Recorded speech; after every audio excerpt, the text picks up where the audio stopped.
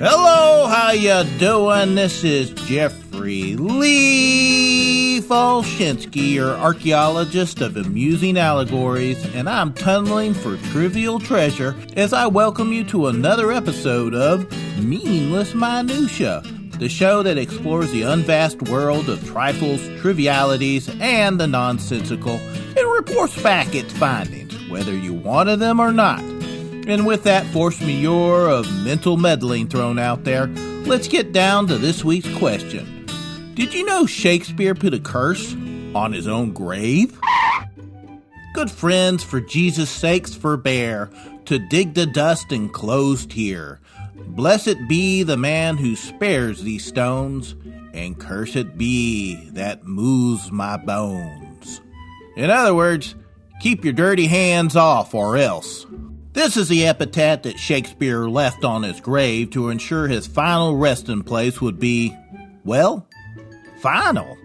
You see, at this time in history, the dead didn't have any rights, so bodies would be dug up for medical research or just to make room for more burials. Not wanting this to happen to him, Mr. Shakespeare put his literary skills to use and gave himself a little bit of an insurance policy in the form of a curse to anyone that disturbed his grave, located in the Church of the Holy Trinity in Stratford-upon-Avon. And for the most part, it worked, as when the church had undergone repairs and renovations over the years, the workers were very careful that the stone and grave below were not disturbed. Now, this isn't saying that his plan was foolproof, as there's been persistent rumors over the years that his head was stolen by trophy hunters.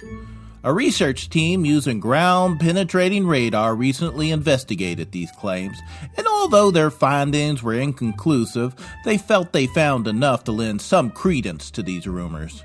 Reverend Patrick Taylor of the Holy Trinity Church acknowledges these rumors of the skull being stolen, but said that the evidence isn't strong enough to convince him that the grave has been disturbed at all. The only way to really know for sure is to dig up his grave and look, but no one wants to do that. And I can't blame everyone for just leaving well enough alone, because if there's one ghost you don't want to be on your bad side, it's probably Mr. Shakespeare. After all, his play set the gold standard for revenge and creative ways for people to die. So, grave robbers have to ask themselves, dotheth I feel lucky, punk? Well, dotheth?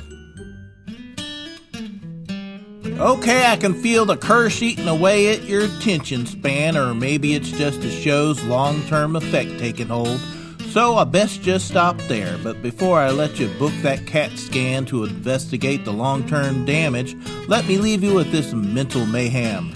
Two of Shakespeare's plays, Hamlet and Much Ado About Nothing, have been translated into the Star Trek language of Klingon. Just showing you that even a kick-butt alien race knows better than to mess with Mr. Shakespeare's grave. And with that, I'm Jeffrey Lee Folschinsky saying, adios, amigos.